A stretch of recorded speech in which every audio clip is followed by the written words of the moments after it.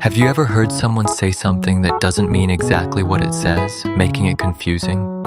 Such as phrases, "The White House made a decision," or "I got new wheels," or "I'm climbing a mountain just to pass this subject." These are called figures of speech that show association. They help us connect words to ideas, emotions, and meanings beyond their literal sense. In this lesson, we will explore 3 special types. Our first 2 stories will be guided by the Detective of Hidden Clues. Hello there, I'm the Detective of Hidden Clues. And together we'll investigate 2 figures of speech, metonymy and synecdoche. So keep your eyes open because every clue matters. But our final story takes us into a world of symbols and deeper meanings. It will be guided by the Wizard of Symbols. Greetings, young learners. I am the Wizard of Symbols, and I will guide you through allegory, where stories are more than just stories, and every symbol hides a deeper truth. And now, let's start learning. Hi, Jess. Have you studied Shakespeare? Shakespeare. Did he meant the author or the work? Sometimes words don't mean literally what exactly they says. And this is a case of metonymy. Metonymy happens when the word, name, or phrase is replaced by another that is closely associated with it. When Alex says Shakespeare, he meant the work of Shakespeare. And here's more example. The pen is mightier than the sword, which refer to a negotiation than war.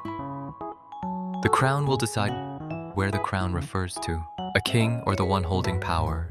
Now let's do a quick recap. In the table, there's a plus grade with a broken eyeglasses. What does it mean? A student who failed their exam. Be a summer break with no schoolwork. See the reward of hard work and focus. Be a party happening in the cafeteria and the answer is see the reward of hard work and focus. Now the case is solved. Metonymy is a figure of speech, which functions to simplify complex concepts or create vivid imagery. Metonymy is everywhere. The language we use in everyday conversation, read stories or novels, listening songs, or writing poems. So remember, if someone asked you if you have studied Shakespeare, she or he didn't meant a person or author, but instead he meant their works. So metonymy connects ideas by using something closely related. Now let's look at another type of association. Guys, check out my new wheels. Wheels? But it's a whole car. Did Alex really mean just wheels? Sometimes words don't mean exactly what they say. And this is a case of synecdoche. Synecdoche happens when a part of something represents the whole, or the whole represents a part. When Alex said wheels, he meant the whole car. Here are more examples. All hands on deck. In this statement, hands means people working together. We have new faces. In this statement, faces means new students. The winner is Philippines. When we say the Philippines won, we are not referring to the entire country, but only to a team representing it. This is an example of the whole representing a part. Now it's your turn. What do you think all eyes on me mean? A. Only eyeballs. B. People are watching. C. Eyes moving towards me. D. Everyone is looking at me.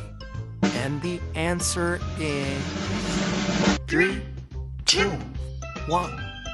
Letter D. Everyone is looking at me. This is because the phrase, all eyes on me, doesn't literally mean eyes. It uses a part eyes to represent people. So instead of just eyeballs, it actually means that everyone is watching or paying attention. Now, the case is solved. Synecdoche is a figure of speech where a part can represent a whole, and a whole can represent a part. Synecdoche is used in everyday conversations. It makes language more natural, expressive, and easier to understand. So the next time you hear something like new wheels, remember there might be a deeper meaning behind it. Now you're ready to spot synecdoche, anywhere. Synecdoche shows connection through parts and wholes. But what if an entire story had a deeper meaning? I feel like I'm climbing a mountain every day just to finish my schoolwork. Huh? Climbing a mountain? But you're just studying. What's that supposed to mean? Have you ever heard or read something and wondered what it really means? Wow. What is this book? It's glowing. What is happening? Wait, what's happening? Where am I? You're here in a world filled with symbols, clues, and hidden meanings. Ah, who are you? I'm here to guide you. What you're seeing is something special. Something called allegory. Allegory? What does that mean? It means a story can have a deeper meaning. Come, I'll explain it to you. In allegory, characters, places, and objects are used as symbols. They stand for ideas, feelings, or real-life situations. It means a story can have a deeper meaning. One is the surface meaning, what you see happening. And the other is the deeper meaning, what it really represents. For example, Maria walks through the dark forest, guided only by her lamp. the forest can represent problems or struggles. And the lamp can represent hope. So, it's not just about a forest. It's about facing challenges. Lena broke the chains and stepped into the sunlight. The chains represent fear, problems, or being trapped. And the sunlight represents freedom and hope. So this means that Lena is finally free. Harlow climbed the mountain step by step until he reached the top. Here, the mountain represents challenges. And reaching the top represents success.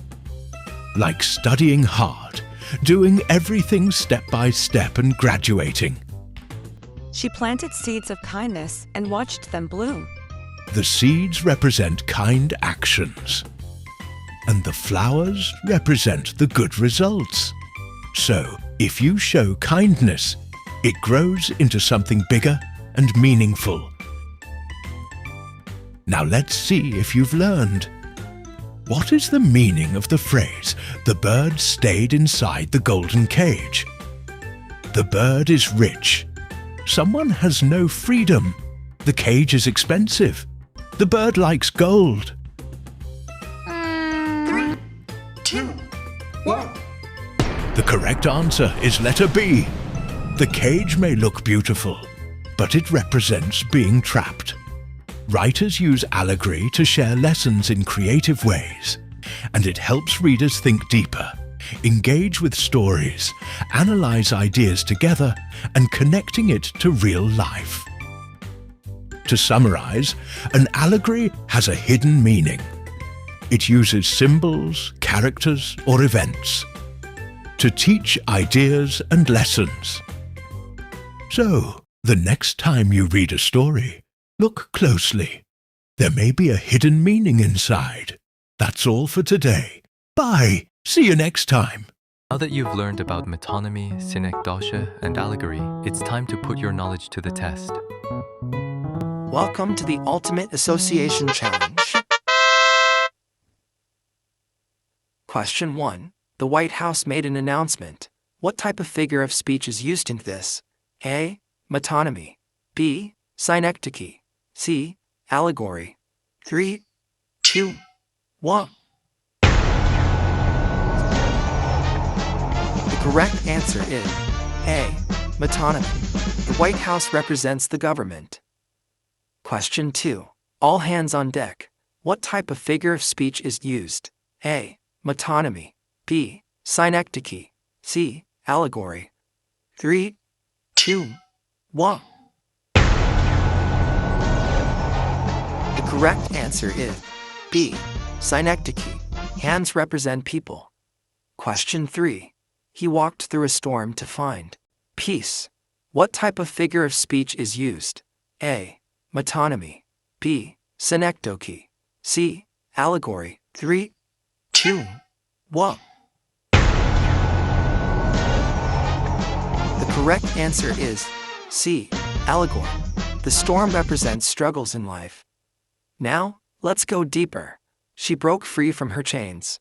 What does chains represent? A jewelry, B, problems, or being trapped, C, clothing. 3, 2, 1. The correct answer is B. The chains represent struggles or lack of freedom. Final challenge. Think carefully. The classroom was buzzing with ideas.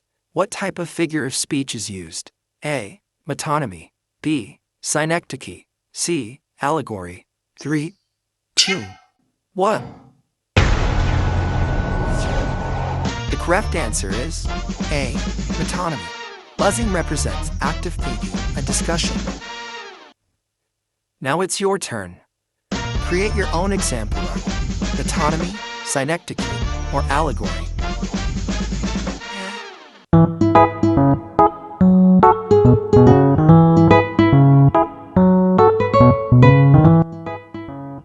Great job. You didn't just memorize. You understood and applied the lesson. Keep exploring language and discover the hidden meanings behind words. See you next time. Bye.